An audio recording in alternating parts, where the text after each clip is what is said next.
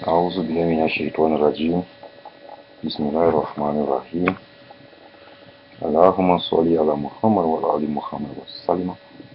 ربنا آتنا في الدنيا حسنة وفي الآخرة حسنة وقنا عذاب النار.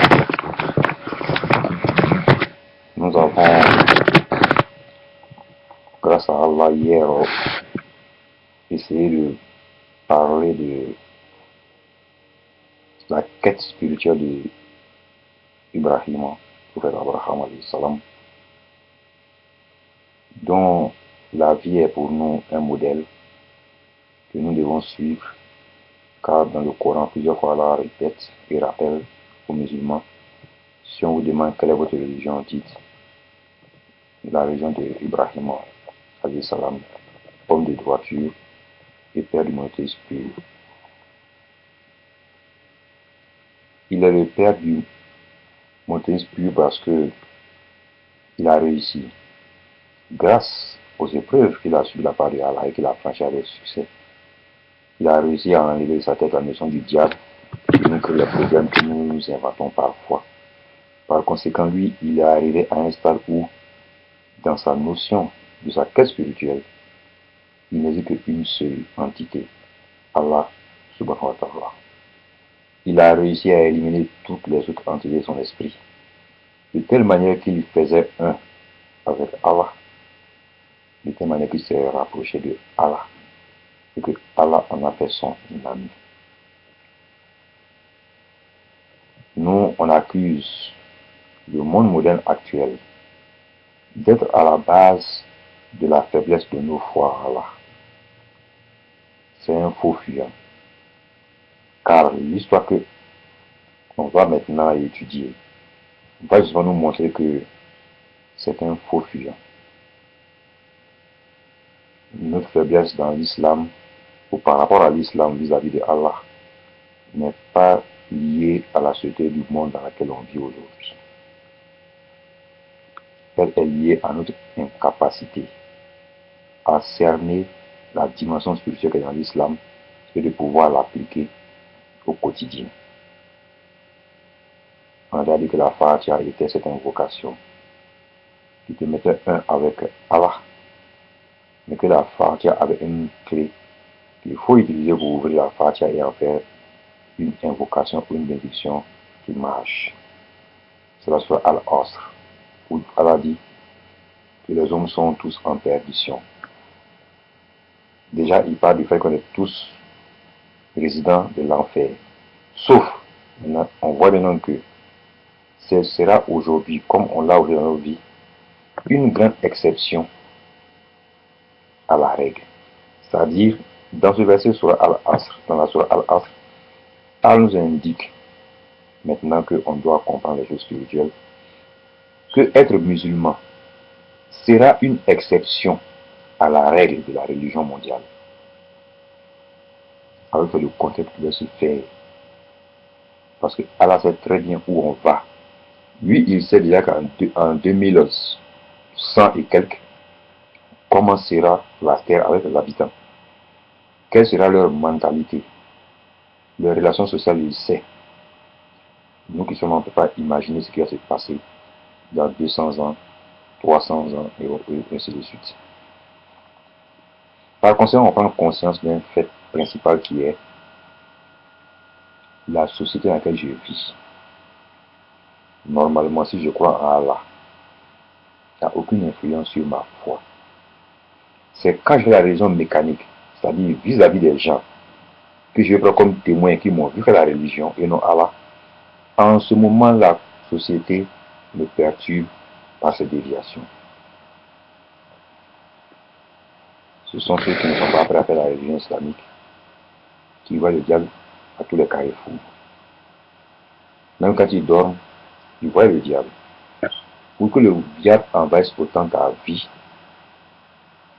ça veut donc te donner l'information qu'il faut te réformer. Si tu es toujours dans la situation de la présence du diable dans ton esprit tout le temps, ça veut donc dire que tu dois commencer à te réformer. Pour revenir à la source, un chemin spirituel qui va t'aider donc à éviter les pièges que le diable te tend en cours de chemin. Et avec les signes qu'Allah t'envoie, Ne pas te tromper de chemin encore une fois. Le monde d'aujourd'hui vit des trucs petits. C'est pas à cacher. Mais wallahi billahi, elles ne sont pas la base de notre mécréance vis-à-vis du Coran qu'on refuse de faire. Je veux dire que ce n'est pas la société qui t'empêche d'étudier le Coran, de lire le Coran, de l'appliquer. Jamais. C'est toi-même ta relation vis-à-vis du Coran qui détermine dans la société ta façon d'agir avec les humains par rapport à ta religion justement. Sayyidina Ibrahim a quitté Babylone avec une famille, la seule d'ailleurs qui a cru en son message. Et comme la persécution était trop grande et qu'ils craignaient de perdre leur vie, ils ont migré vers d'autres terres où, selon eux, ils pourront en toute quiétude et en toute tranquillité pratiquer le culte qu'ils ont découvert et qui est le vrai culte. L'autre vient avec sa femme et ses enfants. Ibrahim vient avec Sarah, qui n'ont pas d'enfants encore les deux. Et l'autre s'installe en Sodome et Gomorrhe. Avec le temps, Sodome et Gomorrhe devient une cité rebelle au message divin en comportant en son sein des hommes qui préfèrent avoir des relations sexuelles avec des hommes qu'avec les femmes. Que aujourd'hui on a entendu le mot homosexualité. Alors que le mot homo, c'est humanité. Homme, pas dans le sens du genre masculin, mais homme en tant qu'être humain. Donc je ne sais pas si les lesbiennes sont comptées dans les homosexuels ou non. Mais la définition voudrait qu'on compte les lesbiennes. Donc le mot est mal approprié pour le cas de Sodome et Gomorrhe. Parce que seuls les hommes faisaient cet acte entre hommes. On va remarquer une chose tout de suite. Abraham et Lot quittent Babylone. Ils viennent s'installer sur les terres de Canaan. Dieu merci, ils arrivent à faire leur culte comme il se doit. Ils ne se plaignent plus. Il n'y a aucune persécution, il n'y a rien. Lot aussi a migré avec son oncle, Ibrahim, pour le même motif. Il est à Sodome et Gomorrhe. Il arrive à faire son acte culturel vis-à-vis de Allah sans être perturbé par la population. Donc, logiquement, il peut rester là parce que c'est l'endroit où il peut manifester sa foi vis-à-vis de Allah sans aucun problème. Mais il est confronté à un autre problème qui devient une épreuve pour lui et Ibrahim, car ce problème est le problème qui est que les hommes couchent avec les hommes. L'autre n'est pas prophète.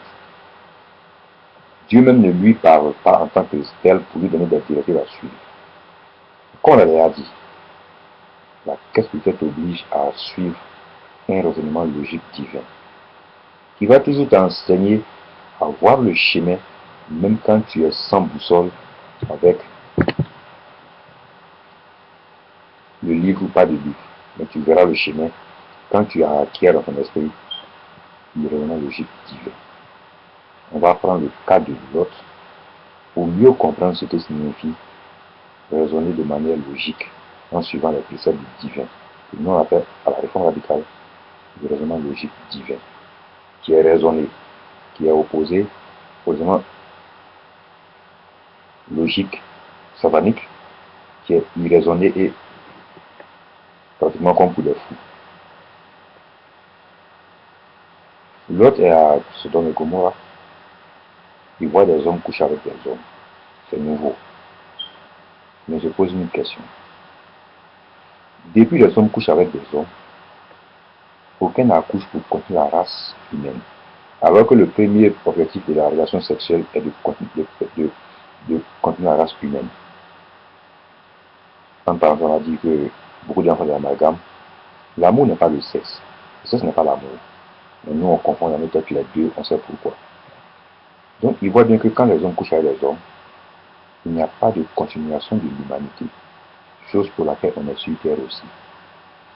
Il n'a pas besoin d'avoir une révélation divine pour comprendre qu'un homme et un homme ensemble est contre nature, car ça ne produit pas ce que la nature humaine demande, la procréation des êtres humains.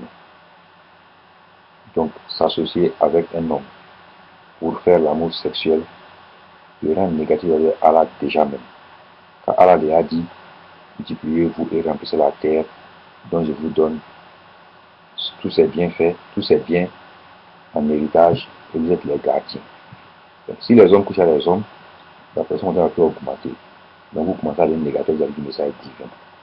Il n'a pas besoin d'un prophète Lot pour comprendre que un homme et un homme qui couchent ensemble est une grande turpitude, car ils ne produisent pas ce que la nature demande de produire, les enfants, la continuation de la race humaine. Mais il ne quitte pas l'endroit parce qu'on n'empêche pas de faire sa religion. Vous voyez comment les choses vont ensemble.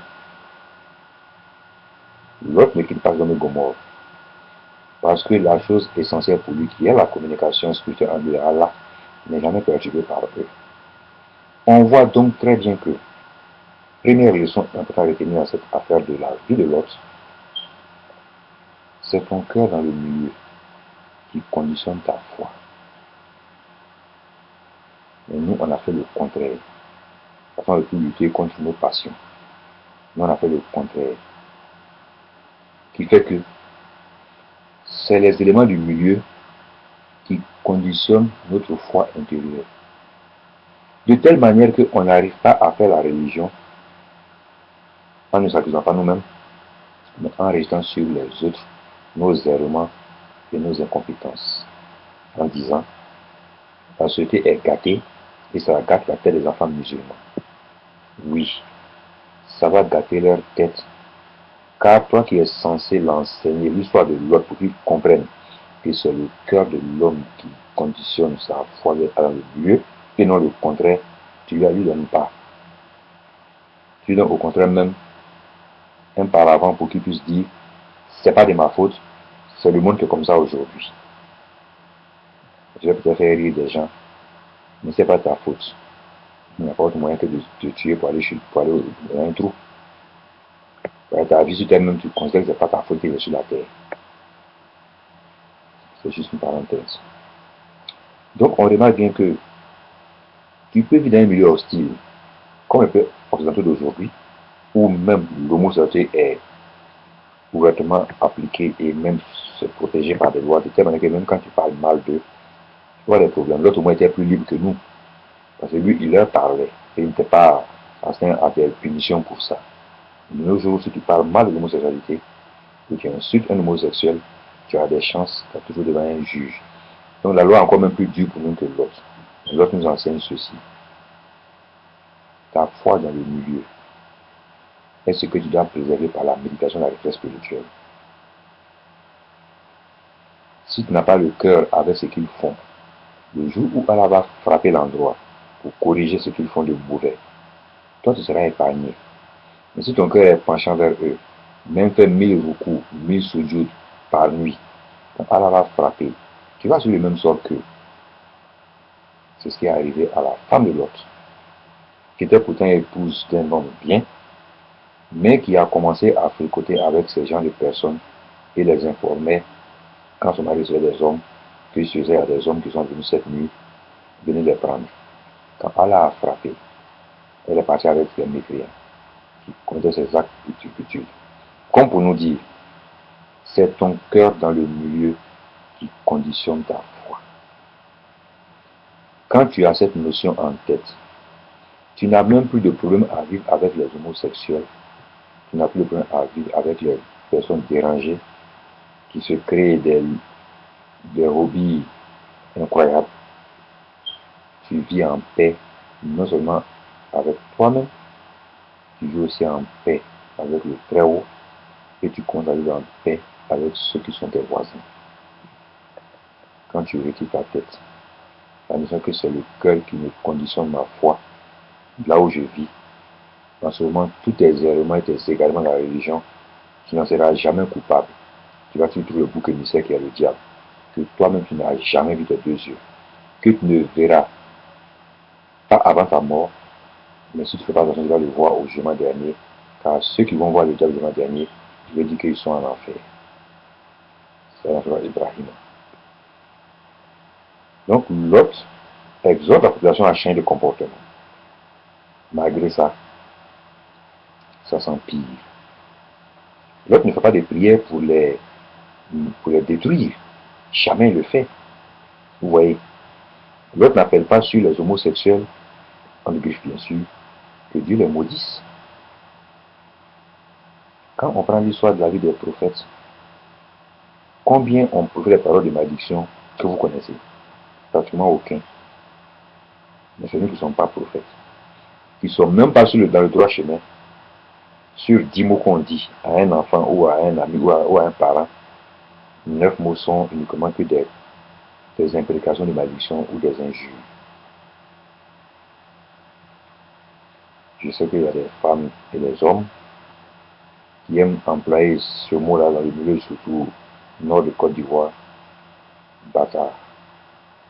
Tout enfant devient bâtard quand ils sont en colère.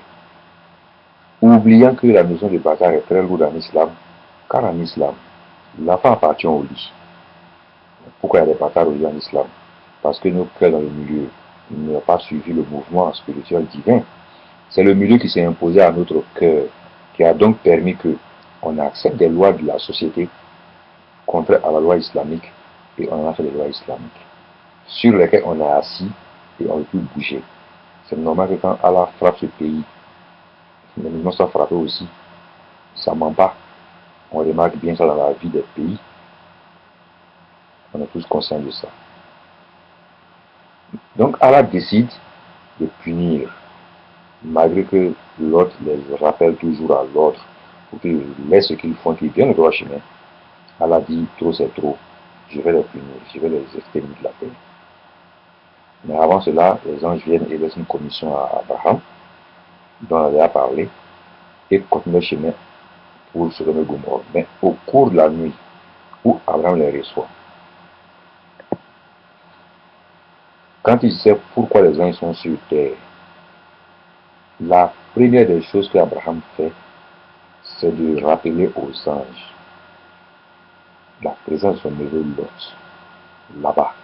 Quand Abraham sait que Lot peut aussi avoir changé de cœur suite à la pression du milieu dans lequel il vit, à moins qu'il ait une foi très forte pour rester à ce milieu-ci, et les anges le rassurent par une phrase, on sait bien qui s'y trouve.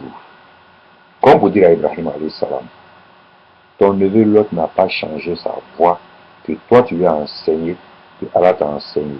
Par conséquent, nous qui sommes venus du ciel, de ce Dieu pour venir faire le travail, nous on sait qui s'y trouve. C'est-à-dire qu'on sera distinguer ceux qui sont avec Dieu de ceux qui sont contre Dieu. Et l'autre, on t'informe, c'est tout le milieu ceux qui sont avec Allah. Par conséquent, il ne pourra pas subir le châtiment. Deuxième leçon pour nous enseigner la même chose. Nul autre être ne doit payer pour tes fautes. Tu poses un acte, tu dois en subir les conséquences. Tu dois payer et faire face aux conséquences avec ta personne et ta conscience. C'est pour ça qu'avant de poser un acte, je dis toujours aux gens, vérifie d'abord les conséquences de l'acte sur toi-même, mais aussi sur ceux qui t'entourent. Car tout ce que tu prends comme décision a toujours des répercussions sur toi, c'est vrai, mais aussi ceux qui t'entourent. Donc fais attention toujours quand tu prends une décision. Les anges arrivent sur Lot et ils séjournent.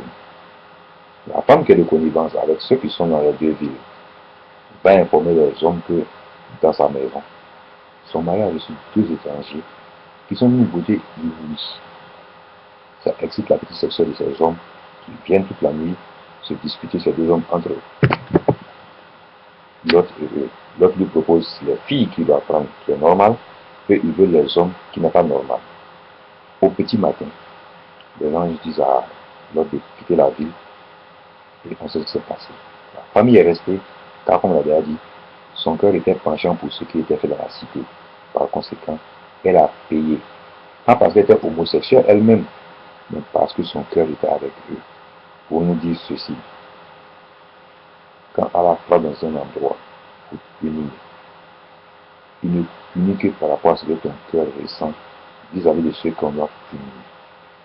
Par conséquent, tu peux faire ta religion dans un milieu hostile tant que tu as la conscience que Allah est un et que c'est ton cœur qui est rattaché et non ton corps qui est rattaché à Allah.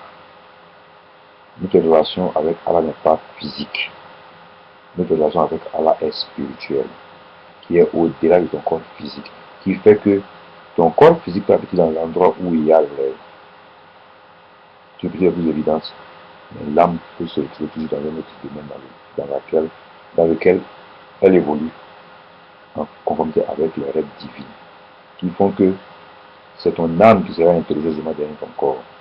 Le corps n'est qu'un exécutant de ce que l'âme acquiert. Par conséquent, si tu sais que dans le milieu dans lequel tu te trouves, tu vas succomber, tu peux changer de milieu. Comment? Tu sais que dans ce que tu habites, il y a trop de choses que tu ne peux pas voir. L'idéal pour toi serait de te retirer dans une bibliothèque pour étudier, ou chez toi à la maison, de laisser le cœur à la maison, ne pas trop sortir. Le temps que tu fais au dehors, quand il est réduit, tu as moins de chances de rencontrer ce qui peut te perturber.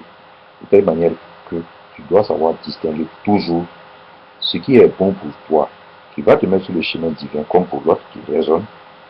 Si les hommes, si coucher avec un homme était une bonne chose, était normal, ça aurait produit ce qu'on a demandé normal, qui est faire des enfants, faire la race humaine. Si les hommes couchent avec les hommes et qu'ils n'arrivent pas à faire des enfants, c'est que ce n'est pas une relation qui est sous le sol divin, car la relation sur le sol divin est de procréer pour continuer la race humaine. On voit donc bien que l'autre a subi une épreuve terrible, que nous subissons aujourd'hui aussi. Tu vas au travail, tu as un collègue qui est gay, ou une collègue qui est lesbienne, tu dois faire comme l'autre. Tu dois mener ta barque sans t'occuper de lui. S'il vient vers toi pour te poser des questions sur ta religion, tu dois être même très content qu'il vienne poser des questions sur ta religion. C'est là que tu as l'occasion de faire comme l'a fait Jafar en Abyssinie, de lui parler des versets qui l'intéressent et non d'essayer de le dire à des versets qu'il ne comprendra pas. S'il ne comprend pas ce que tu lui dis, il ne te suivra plus. S'il comprend ce que tu lui dis, il va être attiré par apprendre plus et à comprendre plus. Petit à petit, il va s'approcher de toi. Et lui-même va sentir qu'il doit changer ce qu'il fait, car ça ne répond plus à ce qu'il appelle vers toi. Et comme tu sais lui parler et qu'il tient à ce que tu lui parles toujours bien, il va commencer à faire l'effort de réfléchir à ta version actuelle. Mais nous, qu'est-ce qu'on fait? On rend mécréant tous ceux qui ont des défauts. Comme si nous-mêmes étions purs de naissance et à la mort. Je vois des gens enlever d'autres frères de l'islam parce qu'ils mettent le pied gauche avant de mettre le pied droit. Je vois des gens traités de kafres, des musulmans, parce qu'ils tendent la main à une femme pour saluer, en disant, le prophète salam n'a jamais tendu sa main à une femme. C'est attend son comportement. Je vais venir ce jour-là. Il est allé en chameau à la mer de son hajj. Il n'a pas cherché le prix d'avion pour aller. Il faut faire comme lui. Il faut pas aussi en chameau en Arabie Saoudite. Il m'a regardé, après il m'a plus jamais posé de questions. On va donc résumer l'histoire de Lot en disant une chose importante qui est, quand tu décides de vivre sur terre une religion comme l'islam, tu dois être capable de lire et analyser les textes divins au regard de ta logique spirituelle divine, qui va te faire découvrir des signes qui dans le Coran vont t'indiquer le chemin à suivre, car comme Allah dit dans la Sourate Yusuf, les récits que vous dans la Bible, dans le Coran concernant la vie des prophètes des hommes passés avant vous, ne sont que les lanternes que je place au bord de la route pour que vous ne puissiez pas perdre le chemin. Nul être au monde ne peut accumuler tous les comportements en lui de tous ces prophètes et des hommes que Allah a agréés. Chaque prophète, dans son comportement, a une attitude qui répond à toi, ton comportement. Je veux dire, Abraham était le père de Moïse pur. Sa quête spirituelle était axée sur la croix à un Dieu unique. Toi, aujourd'hui, tu dis que tu crois à un Dieu unique. Maintenant, la question était de poser, est-ce que je pose les actes qui permettent de déterminer que je suis dans un culte d'un Dieu unique, comme Abraham, ou non? C'est cette méditation sur la question qui va ouvrir ton esprit à comprendre les choses qui t'entourent et à commencer à observer les signes. On a déjà fait des discours sur le système politique, le système populaire. On a même donné des exercices à nos frères spirituels pour qu'ils puissent les faire et refaire notre monde spirituel qui leur permettra donc de communiquer directement avec Allah sans passer par les marabouts et les charlatans. J'espère que ces vidéos, si la plupart des gens ont pu les suivre, Et même dans la plupart de nos exercices que nous avons montrés, pour les méthodes de communication surtout, tu te mets directement en communication avec le très haut, avec un téléphone direct. Tu n'as pas besoin de passer par un standard. Malheureusement, nos frères, ça ne les intéresse pas trop ce genre de choses. Ce qui les intéresse, c'est de me dire, dans un pays, la maison a brûlé, sauf le Coran. Oui, c'est un miracle. Ok? Donc, un enfant est né, on a trouvé son bras à la roue. On te montre une photo d'un arbre qui est prosterné. Bon, eux, ils ont dans leur tête toujours cette notion de miracle qui fait qu'ils ne croient qu'à Allah que lorsqu'ils voient des preuves. S'il n'y a pas ces preuves, ils commencent à prier Allah. Alors que l'important pour les musulmans, c'est de croire en Allah même sans les preuves. Les preuves de sa présence dans ta vie commencent à venir que lorsque tu es avec lui déjà. Vous avez bien remarqué, c'est quand tu commences à poser des questions sur le spirituel que Allah commence à venir vers toi. Tant que tu es perdu dans la perdition, il s'écarte de toi. Mais pour quitter la perdition, il faut commencer à être à ceux qui disent la vérité, qui n'existent plus aujourd'hui et qui sont endurants. Je vais dire une chose pour conclure que j'avais oublié. C'est une phrase célèbre que prononcent les musulmans à chaque fois. Je laisse à Dieu. Ce n'est pas le problème de laisser à Dieu que le problème. C'est la mentalité qu'on a quand on laisse à Dieu. Et nous, on laisse à Dieu dans l'inaction. Laisser à Dieu n'est pas une inaction. Bien au contraire. On avait déjà fait un discours dessus en bande audio. On va reprendre ce discours plus petit car la bande est très longue pour expliquer aux musulmans que quand on dit je laisse à Dieu, ça a un sens bien précis. Ça n'a rien à voir avec laisser à Dieu et dormir. Tu laisses à Dieu dans l'action. Tu ne laisses pas à Dieu dans l'inaction. Par conséquent, on va clore là le chapitre sur le prophète Ibrahim et son éveloppe pour que je m'attaque ce qu'on a dit. Je laisse à Dieu. Ça signifie quoi réellement? Laisser à Dieu. Et comment on laisse à Dieu? On va expliquer Inch'Allah dans la prochaine vidéo. Wassalam.